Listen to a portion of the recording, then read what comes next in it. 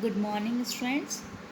आज हम हिस्ट्री का ही चैप्टर 4 स्टार्ट करेंगे, the making of a global world, जिसमें हमने इससे पहले वाले जो पोर्शन में पढ़ा था पोस्ट वॉर रिकवरी के बारे में। ठीक है, यानी युद्ध के बाद जो है किस तरीके से जो है जो कंडीशंस होती है उसमें अपना चेंजेस लेकर के आना होता है, सब चीज़ों में आपका डेवलपमेंट करना पड़ता है। तो मैंने कल भी बताया था आपको कि युद्ध की वजह से, जो वर्ल्ड वॉर की वजह से जो भी आपके सब चीज़ों का आपको नुकसान होता है, उसके लिए आपको जो है वापस से सब चीज़ें जो है अरेंज करनी पड़ती है सही तरीके से। ठीक है, अब हम इसके आगे पढ़ेंगे rise of mass production and consumption.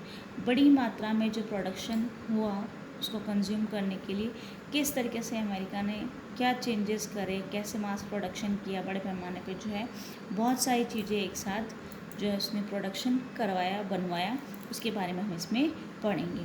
तो rise of mass production and consumption in the US recovery was quicker. America में जो है आपकी रिकवरी जो थी वर्ल्ड वॉर के बाद बहुत जल्दी से थी। We have already seen how the war help boost the US economy. आपको पता है, हमने ऊपर भी पढ़ा था इससे पहले वाले में वीडियो में कि कैसे जो है आपके ये अमेरिका की जो कंडीशन इकनॉमी जो है एकदम से बढ़ती हैं। After a short period of economic जो चेंजेस आते हैं उसके बारे में हम इसमें पढ़ेंगे।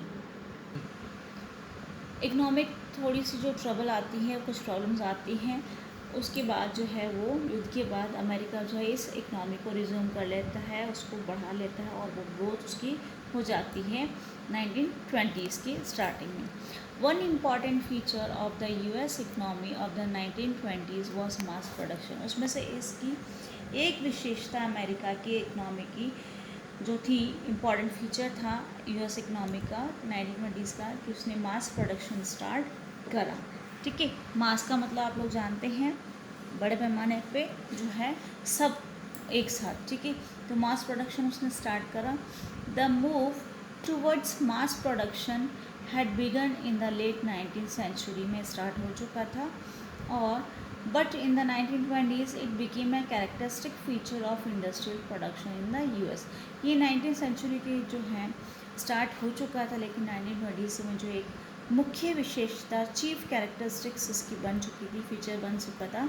इंडस्ट्रीज़ में जो प्रोडक्शन होता था अमेरिका में वो बड़े पैमाने पे एक साथ और लॉट के रूप में जो है सारी प्रोडक्शन होता था। A well known Pioneer of mass production was car manufacturer Henry Ford. उसमें सबसे इम्पोर्टेंट आपका जो था मास प्रोडक्शन जो था वो कार मैन्युफैक्चरर हेनरी फोर्ड का था। He adapted the assembly line of Chicago slaughterhouse जो है उसको यूटिलाइज करा उसने, in which slaughtered animals were picked apart by butchers as they came down a conveyor belt to his new car plant in Detroit। यहाँ पे जिस तरीके से आते थे एनिमल्स, उसी तरीके से आपके एक नया कार प्लांट जो यहाँ पे बनाया गया। जैसे पहले हमने पढ़ा था कि कैसे शिप में जो है जानवर को लेकर के आते हैं एनिमल्स को, और फिर वहाँ पे स्लॉटर हाउस में जो है कट करने के लिए बूचर्स के द्वारा है जो यहाँ लाए जाते हैं, उसी तरीके से यहाँ पे जो है ये प्लांट बनाया है कार का बनाने का। He realized that the assembly line method would allow a faster and cheaper way of producing vehicles। जैसे आपको ये पिक्चर में दिखाया, जैसे असेंबली में जिस तरह की लाइन्स दिख रही है, उस लाइन में जो है प्रोडक्शन जो है उनका मानना था कि जो है जल्दी से होगा। किस तरीके से उन्होंने रियलाइज़ करा कि ये जो असेंबली लाइन मेथड है वो आपके लिए तेज़ी से और चीपर तरीका, सस्ता तरीका है आपके प्रोड्यूस करने का व्हीकल्स का।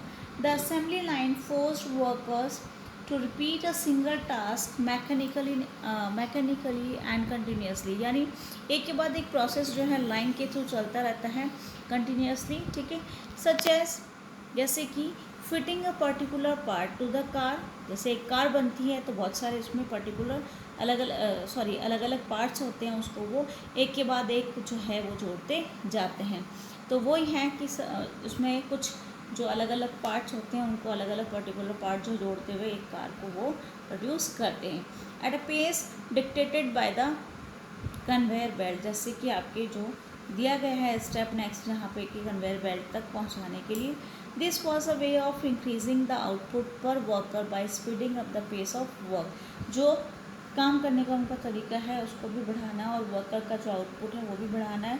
जिसमें की स्पीड रहे उनकी, जिस तरीके से वो वर्क कर रहे हैं। Standing in front of a conveyor belt, no worker could afford to delay the motion, take a break or even have a friendly word with the workmate. ये जो असेंबली लाइन है उसके सामने जो कन्वेयर है बेल्ट, वहाँ पे खड़े होकर कोई भी व्यक्ति जो है वो जो है डिले नहीं कर सकता अपने कोई भी जो काम उसको दिया गया है उसको करने के लिए, यानी कंटिन्यूसली काम चलता रहेगा।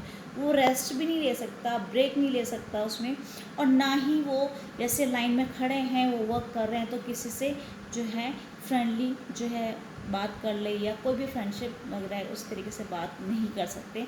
अपने साथ में अपने पड़ोस में जो लाइन में खड़ा है उससे वो बात भी नहीं कर सकते, ना तो रेस्ट लेगा, ठीक है, और ना ही वो किस में लेट कर सकता है या डिले कर सकता है। यानी कंटिन्यूसली ये वर्क चलता रहता है क्योंकि बड़े पैमाने पे प्रोडक्शन हो रहा है। फटाफट फटाफट इसमें मशीन्स जो है वो आपको प्रोडक्ट देती हैं उसमें जोड़ने के लिए, फिर वो आपके जुड़ते जाते हैं, तो ये वर्कर्स इस तरीके से इसको बनाने के लिए लगे रहते हैं। As a result Henry Ford's car came off the assembly line at the 3 minutes intervals, यानी आपके यहाँ से निकल जाती है विद इन 3 मिनट्स, 3 मिनट के अंदर जो है अंतराल में आपकी ये कार आ जाती है।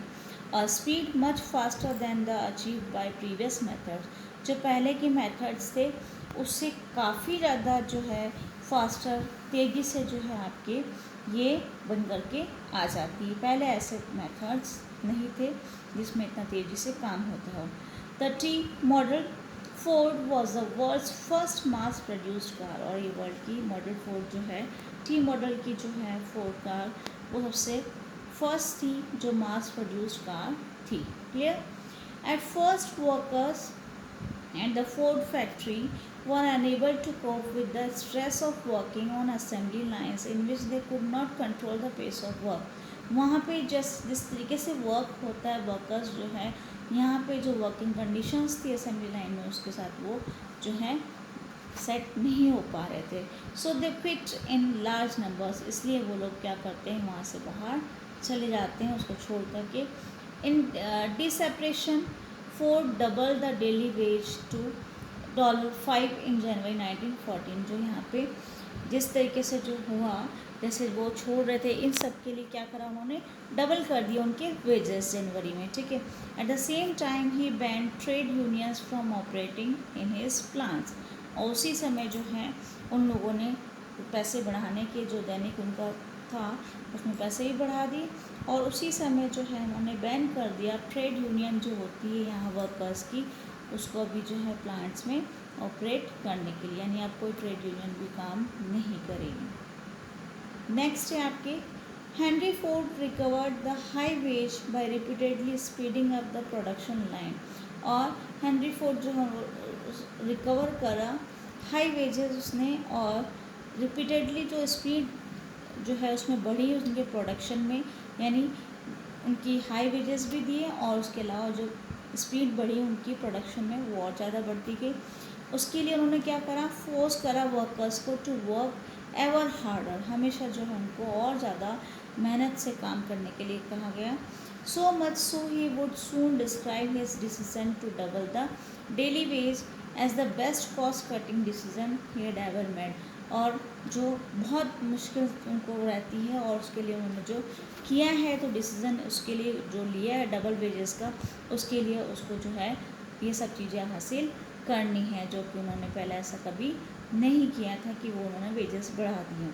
फॉर्डिस्ट industrial practices soon spread in the US, जो ये इंडस्ट्रियल प्रैक्टिसेस थी फोर्ड की वो और बढ़ती गई अमेरिका में। They were also widely copied in Europe in 1920s, यही सेम जो है यूरोप में भी कॉपी किया गया ये फोर्ड का इंडस्ट्रियल प्रैक्टिस।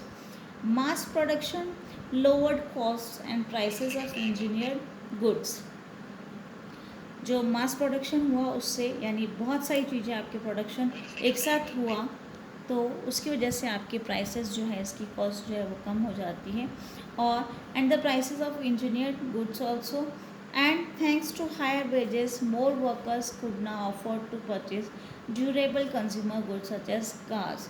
अब थैंक्स इसके लिए कि आपके हाई वेजेस भी हो रहे हैं, वर्कर्स के लिए मोर वर्कर्स हैं जो कि अब अफोर्ड कर सकते हैं, खुद भी जो है कंज्यूम कर सकते हैं इन कार को, ठीक है।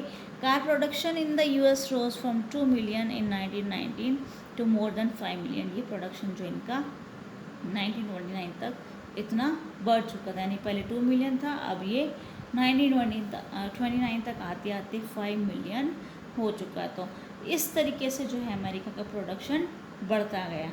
अब इतनी कंडीशन हो चुकी कि इतनी सारी बन चुकी है कि आपके जो ये हैं प्रोडक्शन इतना ज़्यादा हो चुका है कि उसकी प्राइसेस कम हो गई।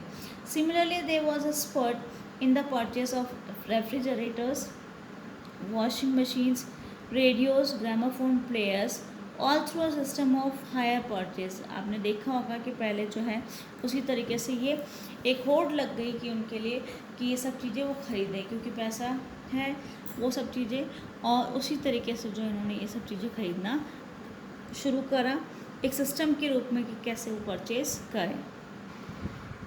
इन लोगों ने सब चीज़ें खरीदना शुरू करी, जैसे कि क्रेडिट जो है रिपेड हुआ वीकली और मंथली इंस्टॉलमेंट में जो है इन सब चीज़ों ने ये सब लोगों ने जो ये ख़रीदना शुरू करा इंस्टॉलमेंट में। और the demand for refrigerators, washing machines etcetera was also fuelled by a boom in house construction and home ownership, finance once again by loans.